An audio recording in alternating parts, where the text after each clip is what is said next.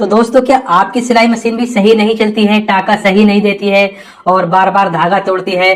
और कुछ इस तरह से देखिए, यहाँ पर ये देखें, इस तरह से यहाँ पर ये धागा इकट्ठा हो रहा है, ये देखिए लच्छा बन रहा है यहाँ पर। तो इस तरह की और भी बहुत सारी प्रॉब्लम होती है, जैसा कि आप देख सकते हैं यहाँ पर ये टाका छोड़कर चलती है, ये देखें यहाँ पर लंबा टाका देती है। तो इसको लेकर न्यू बिगिनर्स बहुत ज्यादा परेशान हो जाते हैं और उनको इस वजह से मैकेनिक के पास जाना पड़ता है। तब इसमें होता क्या है, कभी तो ऊपर का टाका खराब आता है और कभी नीचे का टाका खराब आता है। तो हम आपको आगे ये भी बताएंगे कि ऊपर का टाका क्यों खराब आता है और नीचे का टाका क्यों खराब आता है और इन सारी प्रॉब्लम को सही कैसे करें, इनको सॉल्व कैसे करें। तो इस वीडियो में हमने आपको फुल डिटेल्स में जानकारी दी है। तो ये वीडियो अगर आप पूरा देख लेंगे तो इसमें से किसी भी तरह की आपकी सिलाई चल रही है तो आप घर बैठे बहुत ही आसानी से अपनी सिलाई को सही कर पाएंगे, यानी सिलाई मशीन को सही कर पाएंगे। तो दोस्तों, मैं हूँ अकील खान और आप देख रहे हैं अकील फैशन डिजाइनर। तो आइए वीडियो को स्टार्ट करते हैं। तो सबसे पहले मैं आपको बताना चाहूंगा, अगर आपकी मशीन इनमें से किसी भी तरह की सिलाई देती है, जैसे कि इस तरह का लच्छा आ रहा है या इस तरह का, या टाका छोड़कर चल रही है या यहाँ पर धागा तोड़ रही है। अब कई बार सुई के ऊपर से धागा तोड़ती है, कई बार नीचे से धागा तोड़ती है और कई बार यहाँ से भी प्रॉब्लम हो जाती है। ये जो स्प्रिंग होता है जिसको हम टेंशन बोलते हैं, यहाँ से भी साइड से धागा बार बार निकल जाता है, इस वजह से भी हमारी सिलाई मशीन सही नहीं चलती है। तो ये जो तार होता है ना, इसका स्प्रिंग जिसको हम टेंशन बोलते हैं, ये ऊपर नीचे होता रहता है। पर कभी कभी क्या होता है, मशीन चलते चलते ये तार ऊपर टंगा रह जाता है, ऊपर से नीचे नहीं आता है, कभी नीचे आ जाता है, कभी ऊपर रह जाता है। तो सबसे बड़ी प्रॉब्लम तो यही है, अगर आप टाइम से ऑयलिंग नहीं करेंगे, तेल नहीं डालेंगे, तो ऑटोमेटिक आपकी मशीन खराब चलेगी, सही चलेगी नहीं। ठीक है, तो आपको ऑयलिंग कर लेना है सबसे पहले। आप में से बहुत सारे बिगिनर्स को पता ही नहीं होता है कि ऑयलिंग करने का सही तरीका क्या है, तेल डालने का सही तरीका क्या है। तो सबसे पहले हम मशीन की ऑयलिंग करने का सही तरीका जानते हैं और देखते हैं ऑयलिंग कैसे की जाती है, मशीन में तेल कैसे डाला जाता है, उसके बाद हम आगे बढ़ते हैं। ठीक है, तो देखिए सबसे पहले हमें ध्यान देना है, आपकी मशीन में कुछ होल दिए गए होते हैं। ये देखें, जो इस तरह से देख सकते हैं, छोटे छोटे होल्स हैं, 2 होल सी दिए गए हैं और एक होल ये है, और इस तरह से यहाँ भी होल दिए गए हैं और ये भी होल दिए गए हैं। तो ये जरूरी नहीं है सेम आपकी मशीन में भी कुछ इस तरह के होल हो, आपकी मशीन में थोड़े चेंज भी हो सकते हैं, कम या ज्यादा भी हो सकते हैं। तो सिर्फ मैं आपको समझाने के लिए बता रहा हूँ, आपको इन होल्स में भी ऑयल डाल देना है। ये देखें, तो यहाँ से आप 2 से 3 बूंद ऑयल डालेंगे, 3-4 बूंद ऑयल डाल सकते हैं। और यहाँ पे जितने भी होल्स दिए गए हैं, सारे होल्स में आपको ऑयल डाल देना है, कुछ इस तरह से। ये देखें, उसके बाद देखिए यहाँ पर भी बड़ा सा होल दिया गया है। तो ये होल किसका है, ये जो हमारा गज होता है जिसमें हमारी नीडल्स यानी सुई लगी होती है, तो ये इसका होल दिया गया है। तो आप यहाँ भी ऑयल डालेंगे इस तरह से, ये देखें, ताकि जो हमारी सरिया होती है वो आसानी से ऊपर नीचे सही से चले और मशीन चलने में कोई प्रॉब्लम ना हो। तो इस वजह से आप यहाँ भी 4-5 बूंद ऑयल डाल देंगे। ये देखें, उसके बाद ये जो सबसे लास्ट में स्टील की 2 प्लेट्स दी गई जहां से हमारा धागा निकल कर आता है, यहाँ भी हमने बीच में करीब 2-3 बूंद ऑयल डाल देना है ताकि धागा आसानी से निकलता रहे। ये देखें, उसके बाद देख सकते हैं ये जो रेगुलेटर है, ये देखें इस तरह से ये घूम रहा है, जो व्हील है, जो इसके पीछे एक कील दी गई है। ये देखें, इस कील में भी आप करीब 2 बूंद ऑयल डाल देंगे, मशीन को कुछ इस तरह से रखेंगे तिरछा करके। ये देखें यहाँ पर, ठीक है। उसके बाद ये जो मशीन का व्हील दिया गया है, जो बीच में जो गैप होता है, यहाँ पर मैं आपको दिखाना चाहूंगा। तो यहाँ पर जो गैप होता है, यहाँ भी हमने ऑयल डाल देना है, 4 से 5 बूंद ऑयल डालेंगे। और मशीन का जो व्हील होता है, पहिया होता है, इसको हम आगे पीछे घुमाएंगे। उसके बाद जो ये वाला पार्ट है, वैसे तो ये इस तरीके से आसानी से ऊपर को खुल रहा है, पर हो सकता है आपका नट टाइट हो, तो आपने क्या करना है, पेचकस की मदद से इस तरह से इस नट को खोल देना है। बिल्कुल अलग नहीं करना है, बस इस तरह से हम घुमाएंगे तो देखिए इस तरह से लूज हो चुका है। ये देखें, उसके बाद देख सकते हैं आप यहाँ पर जो पार्ट्स घूम रहे हैं, यहाँ भी हमने ऑयल डाल देना है। पर ऑयल डालते टाइम हमने व्हील को आगे पीछे करते रहना है, यानी मशीन का पहिया जो है ना, उसको चलाते रहना है। और यहाँ पर आप नोटिस करेंगे, यहाँ पर गरारी दी गई है, इस गरारी में भी ऑयल डालेंगे इस तरह से।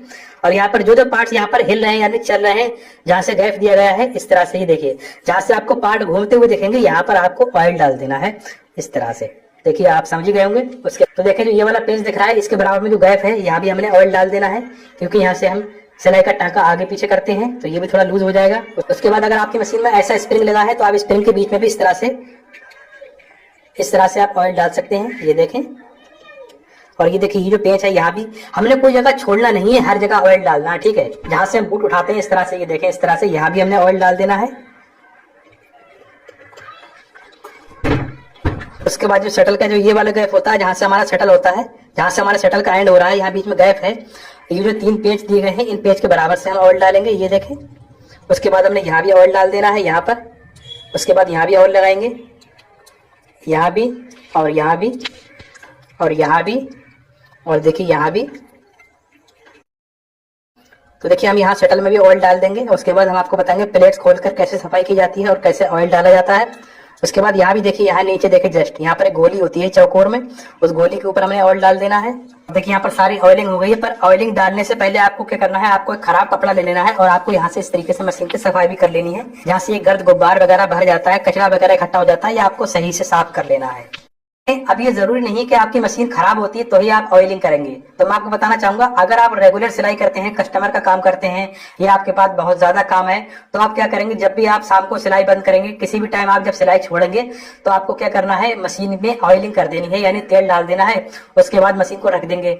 तो जब आप सुबह को बैठेंगे तो आप कपड़े से साफ करने के बाद मशीन चलाएंगे तो आप देख सकते हैं आपकी मशीन कितनी शानदार और कितनी अच्छी चलती है। उसके बाद आपको एक चीज और ध्यान देनी है, ये देखें, अभी आपको ऊपर से बूंद टपका देनी है इस तरह से, जहां जहां ऑयल रह गया है वहां भी ऑयल पहुंच जाएगा। ठीक है, यहाँ भी आप ऑयल डाल सकते हैं, ये देखें। उसके बाद हमने क्या करना है, ये वाली प्लेट्स खोल देनी है। आप चाहे तो ये काम पहले भी कर सकते हैं जो मैं आप करने जा रहा हूं।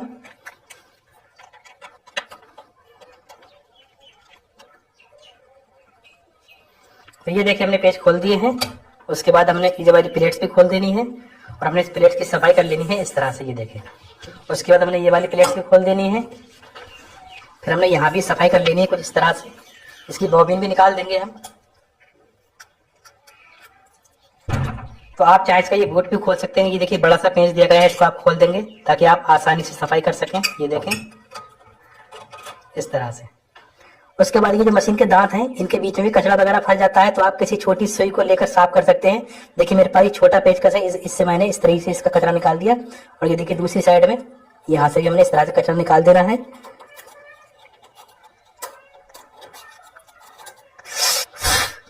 उसके बाद क्या करेंगे, ये जो मशीन के दांत होते हैं, इसके नीचे से हमने कपड़ा डालना है इस तरह से। ये देखें, ये देखें, इस तरह से हमने आगे पीछे कर लेना है ताकि नीचे का कचरा भी साफ हो जाए। आप चाहें तो ये वाले दो पेज खोलकर अलग करके भी सफाई कर सकते हैं। ठीक है, उसके बाद आप इस तरीके से घुमाएंगे और इस पर ऑयलिंग करते जाएंगे। इस तरह से हमने ऑयलिंग करनी है और मशीन का पहिया आगे पीछे चलाते रहना है थोड़ा थोड़ा, कुछ इस तरह से। ये देखें। उसके बाद दोबारा से ये पार्ट्स लगा देने हैं हमें। उसके बाद हमने ये वाले दोनों पेज खोल देने हैं।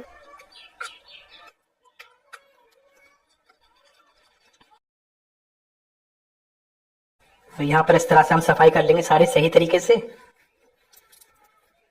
उसके बाद तो यहाँ पर आप नोटिस करेंगे, देखिए किस तरह से इसके पार्ट्स घूम रहे हैं। तो जहां जहां इसके पार्ट्स घूम रहे हैं, हमने यहाँ पर भी ऑयलिंग कर लेनी है सही तरीके से। तो देखिए हमने एक हाथ से मशीन का व्हील पकड़ रखा है और इस तरह से हमने व्हील को आगे पीछे करना है और इस सारे पार्ट्स में हमने ऑयलिंग कर लेनी है। यहाँ से यहाँ भी हम ऑयल डालेंगे।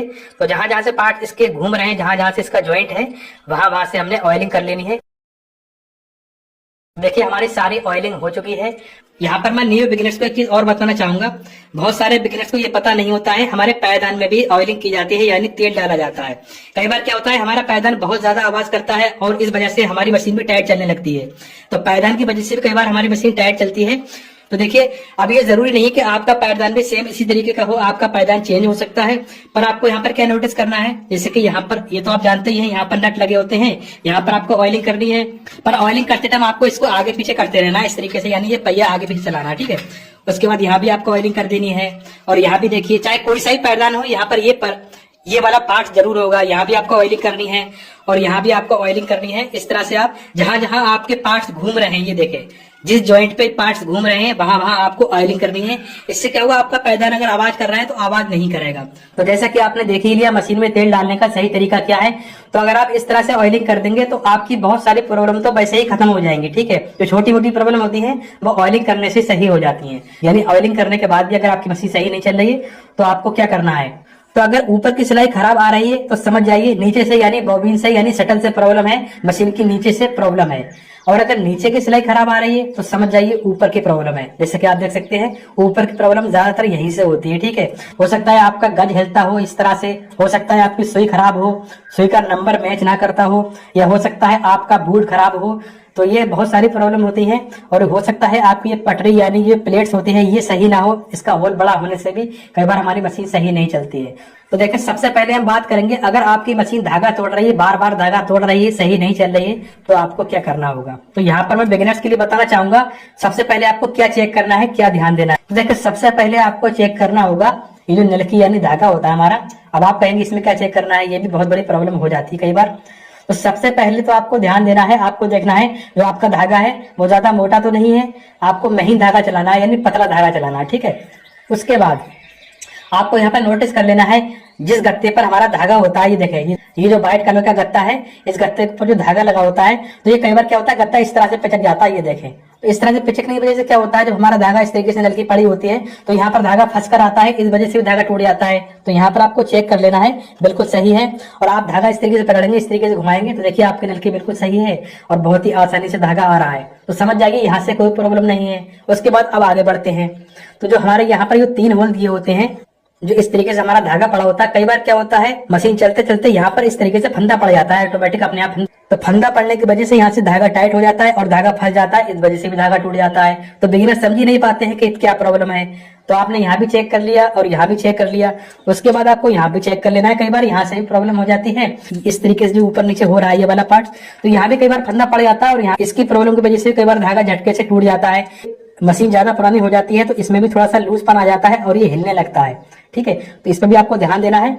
उसके बाद यहाँ भी आपको चेक कर लेना है, कई बार यहाँ से धागा टाइट होने की वजह से भी धागा टूटता है और कई बार क्या होता है, यहाँ से धागा झटके से आता है और ये जो स्प्रिंग होता है, ये जो टेंशन वाला तार होता है, इसकी वजह से प्रॉब्लम हो जाती है। ठीक है, तो आपको क्या करना है, इस तरीके से ये वाला पेज थोड़ा सा ढीला करना है, लूज करना है। उसके बाद आपको ये देखना है यहाँ पर वो कचरा वगैरह तो नहीं फंसा है। इस तरह से आप थालियां पकड़ेंगे, इस तरह से हिलाएंगे और यहाँ पर आप चाहे तो फूंक मार सकते हैं, आप चाहे तो बिल्कुल अलग करके यहाँ से कपड़े से सफाई कर सकते हैं। ठीक है, उसके बाद एक प्रॉब्लम क्या होती है, ये तार होता है ना, ये जो ऊपर को रुक जाता है कई बार। तो ये ऊपर को क्यों रुकता है, कई बार यहाँ से ये फंस जाता है, तो आप यहाँ से इस तरह से हिला देंगे। अगर फिर भी ऊपर को फंस रहा है, नीचे को नहीं आ रहा है, रुक रुक कर रहा है, तो आप यहाँ से थोड़ा सा लूज कर देंगे। उसके बाद एक प्रॉब्लम ये भी होती है, तो यहाँ से हमारा धागा चलता है ना, इस तरह से ये तार ऊपर नीचे हो रहा है, तो ये जो तार होता है टेंशन वाला तार, यहाँ से धागा साइड से निकल जाता है, इस वजह से हमारी मशीन सही नहीं चलती है और कभी इधर को पीछे वाली साइड से साइड को निकल जाता है। तो इसके लिए आपको क्या करना है, ये जो टेंशन वाला तार है इसको आप यहाँ से पकड़ेंगे और इस तरह से जोर से दबाएंगे। जोर से दबाने से क्या होगा, ये जो इसमें गैप ज्यादा हो जाता है, दबाने से गैप कम हो जाएगा और इस वजह से आपका धागा साइड को नहीं निकलेगा, तो आपकी मशीन बिल्कुल सही चलेगी। बस यहाँ पर आपको नोटिस ये करना है, आपका धागा फंस कर तो नहीं आ रहा है, झटके से तो नहीं आ रहा है। बस यहाँ पर आपको ये देखना है, आपका धागा ज्यादा टाइट भी नहीं होना चाहिए और ज्यादा लूज भी नहीं होना चाहिए। तो यहाँ से आप इस तरह से लूज या टाइट कर सकते हैं इस पेज को घुमाकर। उसके बाद आपको देखना है, ये जो नीडल होती है, सुई होती है, इसको भी चेक कर लेना है। कई बार बिगनर्स क्या होता है, धोखे से ये सुई गलत तरीके से लगा देते हैं और सही तरीके से नहीं लगाते हैं। तो ये वाला पैक जो दिया गया है ना, ये सुई को रोकने के लिए होता है। मैं आपको दिखाना चाहूंगा, ये देखें ये वाला। तो इसको आप खोलकर इस तरह से सुई को चेक कर लेंगे और ये जो इस सुई के ऊपर एक खांचा बना होता है यहाँ से ऊपर तक, तो ये खांचा आपको बाहर वाली साइड में रखना है। कई बार बिगिनर सुई को गलत लगा देते हैं और ये खांचा इस साइड में कर देते हैं। सुई के बीच में जो गड्ढा होता है, ऊपर तक लकीर दी गई है, ये जो खांचा है ये इधर की ओर होना चाहिए, बाहर की ओर, और सुई ऊपर से बिल्कुल बराबर से लगी होना चाहिए। उसके बाद आपको बूट चेक कर लेना है। कई बार क्या होता है, बूट नीचे से कट जाता है और बूट पुराना हो जाता है और कई बार बूट यहाँ से हिलने भी लगता है। तो अगर आपका बूट खराब है तो आप नया बूट लगा दीजिए, बूट चेंज कर लीजिए। उसके बाद आपको देखना है, जो पट्टी होती है, जो प्लेट्स होती है, इसमें जो होल दिया गया है जिसमें हमारी सुई चलती है, ये देखें। तो ये होल कई बार बड़ा हो जाता है क्योंकि जब मशीन पुरानी हो जाती है, जब हम रेगुलर कपड़े सिलते हैं तो जो धागा बार बार ऊपर नीचे होने की वजह से ये घिस जाता है और इसका होल बड़ा हो जाता है, तो इस वजह से धागा टूटने लगता है। तो आप क्या करेंगे, तो इसके लिए आप नई प्लेट्स ले आएंगे, नई प्लेट्स लाकर लगा देंगे यहाँ। तो ये तो बात होगी अगर आपका धागा बार बार ऊपर से टूटता है। देखिए, अगर आपका धागा नीचे से कट रहा है तो ये प्रॉब्लम होती है बॉबिन की। अगर नीचे से धागा काट रही है तो आपको क्या करना है, यहाँ से देख लेना है धागा फंसकर तो नहीं आ रहा है, टाइट तो नहीं आ रहा है, ये देखें। इस तरह से आपको चेक कर लेना है। अगर धागा टाइट आ रहा है तो आप ये वाला पेज थोड़ा लूज करेंगे, ढीला करेंगे यहाँ से, धागा आपका सही आने लगेगा। अगर यहाँ पर आपको ये लगता है यहाँ पर धागा फिर भी सही नहीं आ रहा है तो आपको दोनों पेज खोल देना है यहाँ से और इस पत्ती को अलग कर देना है, यहाँ से सफाई कर लेनी है क्योंकि कई बार कचरा वगैरह फंस जाता है तो इस वजह से भी धागा सही नहीं आता है। तो आपको यहाँ से सफाई करने के बाद और आपको यहाँ से ये देखना है धागा बिल्कुल सही तो आ रहा है। तो आपको यहाँ पर ये नोटिस करना है, जितना टाइट ऊपर का धागा है उतना ही टाइट यहाँ का धागा होना चाहिए, बिल्कुल बराबर होना चाहिए। यानी इधर का धागा और इधर का धागा एक जैसा होना चाहिए, कम या ज्यादा नहीं होना चाहिए। आप इस तरह से चेक करके देखेंगे, ये देखें।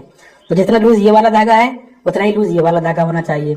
उसके बाद भी अगर आपकी मशीन नीचे से धागा काट रही है तो आपको बॉबिन केस चेंज कर देना चाहिए, आप बॉबिन चेंज कर देंगे। और वैसे मैंने बॉबिन केस पर एक अलग से वीडियो बना रखा है कि अगर आपकी बॉबिन केस खराब हो जाए तो इसको घर बैठे कैसे सही करें, तो वो वीडियो हमारे चैनल पर अवेलेबल है, तो आप जाकर देख सकते हैं। तो ये तो हो गई धागा टूटने की बात। उसके बाद अब बात करते हैं, अगर आपकी सिलाई ऊपर से खराब आ रही है तो क्या करें, क्योंकि जब ऊपर से सिलाई खराब आती है समझ लीजिए नीचे से प्रॉब्लम है, ऊपर की प्रॉब्लम नहीं है। जिस तरीके से मैंने अभी आपको बताया इस तरीके से आपको बॉबिन की सेटिंग कर लेनी है, ठीक है। ये जो बॉबिन की पत्ती होती है ना, यहाँ भी आप ऑयलिंग कर लिया करें, यहाँ पर ऑयल डाल दिया करें और यहाँ भी आप ऑयलिंग करेंगे, ठीक है। ये भी ठीक रहता है, इससे आपकी बॉबिन सही चलती है। तो अगर ऊपर की सिलाई खराब आ रही है तो यहाँ पर आपको देखना है, आपको इस तरीके से ये पेंच खोलना है दोबारा से, और यहाँ पर इसकी सफाई कर देनी है। जो पत्ती होती है यहाँ से आप फूंक मार कर सफाई कर देंगे। अगर आप दोनों पेंच बिल्कुल अलग कर देंगे तो आप कपड़े से बिल्कुल सही से सफाई कर देंगे। अगर फिर भी सही नहीं चलती तो आप बॉबिन को चेंज कर दीजिए। तो ऊपर की सिलाई खराब क्यों आती है ये आप समझ गए होंगे। अगर नीचे की सिलाई खराब आ रही है तो आपको ऊपर से देखना है क्या करना है। उसके बाद यहाँ भी आपको चेक करना है। तो इस तरह से जो मैंने आपको शुरू में बताया, इस तरीके से आपको यहाँ से ये जो प्लेट्स होती हैं यहाँ पर आपको ऑयलिंग कर देनी है, और इस तरह से आपको चेक कर लेना है यहाँ से धागा फंस कर या टाइट तो नहीं आ रहा है। तो ये सारी सेटिंग कर लेनी है आपको। और ये जो ट्रांसन का पूरा सिस्टम होता है, ये देखें, ये पूरा सिस्टम जो है इसको घर बैठे कैसे सही करें, नया तार कैसे डालें, इस टॉपिक पर भी हमारे चैनल पर वीडियो है, तो आप जाकर देख सकते हैं। बिगिनर्स ये तो सब जानते ही हैं। यहाँ से हम इस तरीके से ये जो रेगुलेटर होता है इसको घुमाते हैं, ये जो व्हील होता है, तो इसको इधर को घुमाने से सिलाई छोटी हो जाती है और इधर को घुमाने से सिलाई बड़ी हो जाती है। तो बहुत सारे बिगिनर्स को इन नंबरों का पता नहीं होता है। मैं आपको दिखाना चाहूंगा 1 2 3 4 5, ये देखिए 5 तक नंबर है इसके। तो देखिए नंबरों का मतलब क्या है, आपको सिलाई कहाँ रखनी है, कितना बड़ा टाका रखना है, ये नंबर इसी के लिए होते हैं। तो हम इस तरीके से घुमाते हैं। तो बिगिनर्स क्या करते हैं, तुक्के में अंदाज से ऐसे ही घुमाकर छोड़ देते हैं, पता ही नहीं होता हमने टाका कितना बड़ा रखना है। तो यहाँ पर ये जो 2 नंबर दिए हैं इस कील के सेंटर में ले आना है आपको। 2 नंबर यहाँ पर आपको बिल्कुल जस्ट ऊपर रखना है, इस तरीके से, यहाँ पर इस तरीके से। तो आपको नॉर्मल मीडियम सिलाई 2 नंबर पर चलानी है। और जब आप छोटी सिलाई चलाएंगे, बिल्कुल छोटी सिलाई चलाएंगे, जैसे सलवार के पौंचे वगैरह बना रहे हैं, सलवार का बॉटम बना रहे हैं, तो आप 1 नंबर को कर लीजिए यहाँ से इस तरह से। तो आप 1 नंबर पर सलवार के पौंचे बना सकते हैं। तो मैं आपको बताना चाहूंगा, देखिए मीडियम सिलाई के लिए 2 नंबर और सलवार के पौंचे के लिए 1 नंबर, ठीक है। तो 1 नंबर पर पौंचे बनाएंगे। ये देखिए 1 नंबर की सिलाई चल रही है, बिल्कुल छोटी सिलाई है, इस तरह से मैं आपको दिखाना चाहूंगा। ये देखें, तो वैसे 1 नंबर पर पैंचे बहुत ही शानदार बनते हैं। ये देखिए 1 नंबर की सिलाई हो गई। अब जैसा कि मैंने आपको रेगुलेटर बताया था, अगर आप 2 नंबर रखेंगे तो देखिए मैंने 2 नंबर पर कर दिया है। तो आप 2 नंबर का टाका देखेंगे इस तरह से, देखिए कितनी फिनिशिंग के साथ सिलाई आ रही है। तो मेरे हिसाब से आप मीडियम सिलाई 2 नंबर पर चलाएं और सलवार के पौंचे के लिए 1 नंबर पर चलाएं। ये देखें, ये देखें, तो ये बड़ी वाली सिलाई 2 नंबर वाली है और ये छोटी वाली 1 नंबर की सिलाई है। तो दोस्तों कैसा लगा हमारा वीडियो, प्लीज कमेंट्स करके जरूर बताना। तो मिलते हैं नेक्स्ट वीडियो में। Thanks for watching this video.